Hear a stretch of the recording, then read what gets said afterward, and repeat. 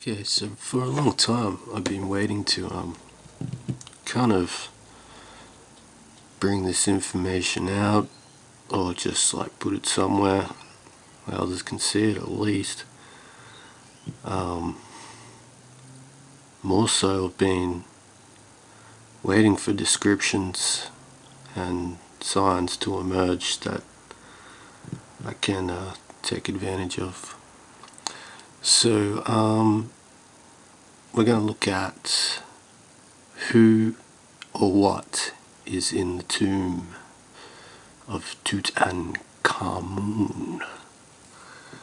Now, I suppose there's more evidence now available in the mainstream to kind of confirm what I'm saying without coming across too whack. So we'll get into it. Okay, so they've discovered that the face mask, particularly the face and like the ears and this whole section here, has been welded on to the headdress and stuff. And this face, as you can see, doesn't really match the facial reconstruction that they've done from the corpse. Alarm bells start ringing. I mean, the tomb, according to these suckers out there, is just a trash pit full of mistakes, random. And as we're going to find out, appearances can be very, very deceiving. And actually, one of the main messages of the tomb, for those who can be bothered to check it out, is trying to expose flaws in perception. And coincidentally, that's where this kind of line of research went as I started doing video logs and stuff. I just thought, well, we're pissing in the wind here, because it doesn't matter what you do. If your perception is flawed, then you're going to end up, you're just not going to have a good time, really. I mean, anything you do is just going to end up at schmozzle if your perception's inaccurate to begin with. So yeah, okay, back to the face mask. It's actually a female face, and we know this because of the, not just the beautiful features, could be male or female, but there's certain clues, such as like here we have these, she's got the tunnels happening, the earring, like that's a female thing for the Egyptians. Like, they're never depicted with like guys with these tunnels. Yeah, so alarm bells there, like straight up, there's no match, and it's like their excuse is it was a hurried rush thing. Yeah, no, they knew he was gonna die. He had like the worst strains of malaria several times in his life.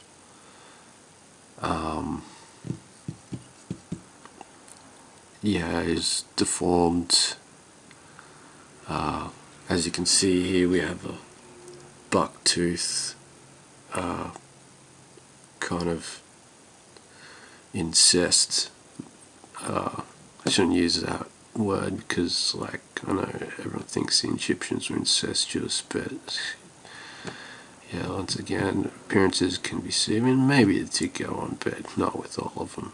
They had very specific breeding programs, and it wasn't just because they thought they were better than the lower forms. There was things in lower forms, lower classes, same thing, and in like back in the day.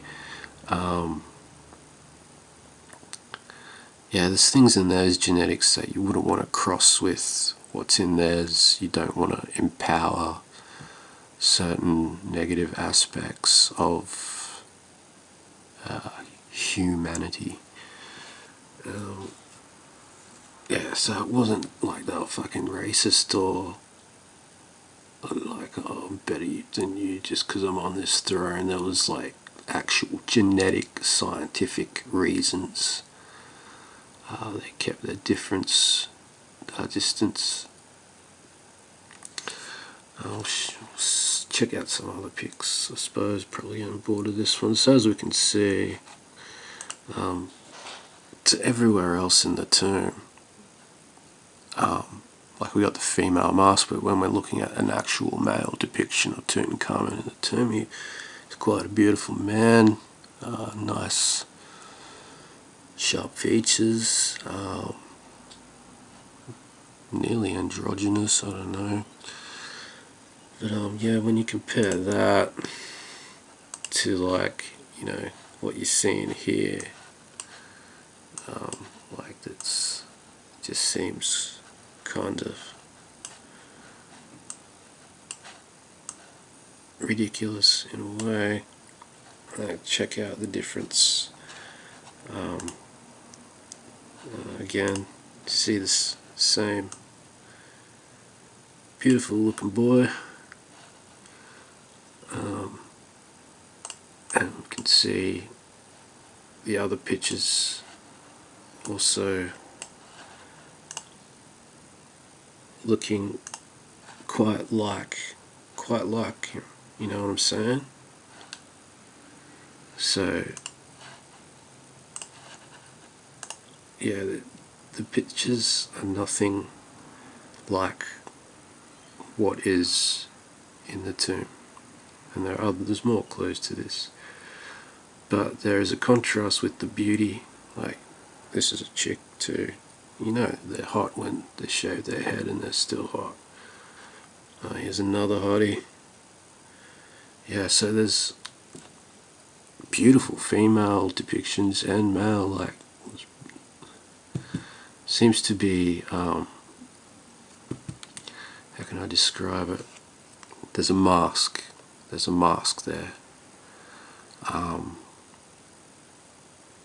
It's not saying that everything that looks divine is like evil or something, but we're going to go deeper into this message. As you can see here in the corpse, it's the actual corpse that they did the facial reconstruction from.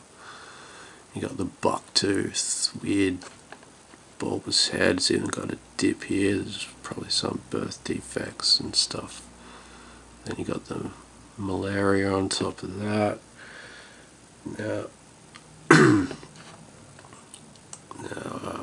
yeah, we'll have to go a bit deeper. Yeah, so like I said, the main thing is flaws in perception, discernment, appearances, and it does go, like I said in one of my last videos, there's a lot of subtle references to scripture, like we can, and there's other things that pop up in relation to the Antichrist in the tomb as well. Numerically, 666 pops up in the encodings. Yeah, it's interesting. So just remember that not all that glitters is gold. And since I'm on the topic of the Christian thing, if you're a Christian and you're watching this, I know you hate all the old pharaohs and gods, and yeah, like, we don't give a shit about them too, but there's a few that popped up in the lines of the pharaohs that we hold in high esteem. One of them is Akhenaten, and I know there's a few of you that don't even like him. I mean, he got rid of all the gods. He was one of the original monotheists. He realized there was only one source. He didn't go on about Jesus and Yahweh, but hey, like, before Jesus was in the mainstream, like, the people on his side before he was even around, I'll just say that. Just hate to see, like, they already tried to erase Akhenaten from Egyptian history. Yeah. So, he's not Satan, like, yeah, okay. So, let's move on from that. There's other clues, like, there's no heart in this corpse, and the heart's the only thing they left in the body. There could be reasons, other reasons. It could have been damaged. I'm pretty sure he knew he was dying and he wanted to die in battle, whatever this thing is. He didn't want to just die in bed like a sick person. You might as well go out and blaze of glory, get on your chariot, go to war, go hunting. But yeah, it's obvious that came of guts are on that freaking chariot. They've done forensic analysis and some crushed him, one side of his body, and that could be a reason the heart's not in there too. It could have been crushed. But at the same time, it's still very metaphoric. There's a story here, and it all makes sense. And if you want to know what really happened, don't go to the history books. You got to go seek yourself. But when you do, you're looking the curse in the eye as well, because the moment you open your perception to what they're showing you, you're entering their quantum realm. You're perceiving, you're witnessing that, and we all know the effects on the quantum realm when you're looking at it. And the thing is, these guys' quantum realm, I don't know if it's an absolute, but their perception is much more powerful than ours, and if you go into that realm, you better align with it, because any flaws in your perception is not going to help, and you're going to not have a good time once again. So yeah, I flung a few comments around the internet saying, like, it's not the real Tut. So I thought I'd better back up those checks my ass been cashing. There's other clues, like we have another version of Tutankhamun, which is actually known and named Tutankhamun in association with his actual father. Yeah, so there was two versions of this, and when we look at Tutankhamun, as in ending in Amun, the older god, the older son, whatever, this is the line that Akhenaten wanted to get rid of all the gods under Amun and stuff like that. Now, I know we had everyone onto the art and praising the art and stuff, but that's something for another video as well. But basically, he wanted everyone to worship one source, like these parts were irrelevant. The artisan is closer to the source. That's why I held it in high esteem. Now that's a big mystery of the art, and I don't think anyone has even a basic idea. I've got like a bit of an idea of where it's going, but these things are like go pretty deep. When we're talking about genetics and stuff, to me, there is something in us that is in our genetics, that is hindering our perception and causing these flaws. And this thing is extremely relevant to that flaw in our perception because it is in us as well. Now you look at, it's interesting, like, they were genetic masters. They had their own breeding programs and stuff. Like you look at a picture like this and like, I could see, especially from other angles, when you look at this carving, I think it's, calcite or something. It looks very, there's Asian qualities. In other depictions, there's Indian qualities. It reminds me of like the dog, which comes from the wolf, the many species of the dog that come from the wolf, and it's not surprising that Sirius has many names. One of them is the dog star. So we do all have a common ancestor. To me, that's for certain.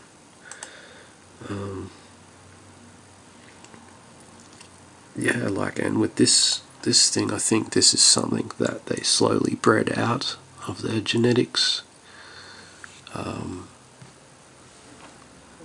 In the battle of Set and Horus, Set was in there. Horus, I believe, was because he wasn't birthed altogether naturally. I mean, she had to gather the parts. It's a metaphorical story, gathering the parts of Osiris and then sticking on a weird phallus and then impregnating herself. And then the battle of Horus, this internal battle that also reflects in reality. Removal of his own eye. It all relates to this thing, the battle of Set. It shows that he is a double being, and there is a gene recombination that needs to be achieved to reach that level of his father Osiris and be true to that image. And that's our battle too.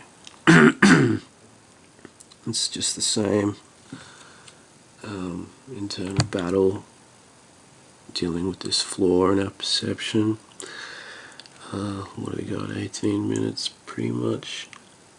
Don't think I want to say any more about that. Just so you start to pull DNA out of this thing and think you're going to resurrect the pharaoh. You're going to, first of all, you want to get those fucking malaria viruses out of the code. And tell you what, I really don't think what you take out of this code is going to make a difference. It's just going to help it, whatever it is. I mean, in this situation, what it's been reduced to in this time and place is, it's like whatever. But you bring it into our modern time and you're going to have a bad time. Like I keep saying, don't mess with stuff you don't understand. But anyway, I know they will and probably already have, but so yeah, resurrect an Antichrist if you like, see if I can. Laters.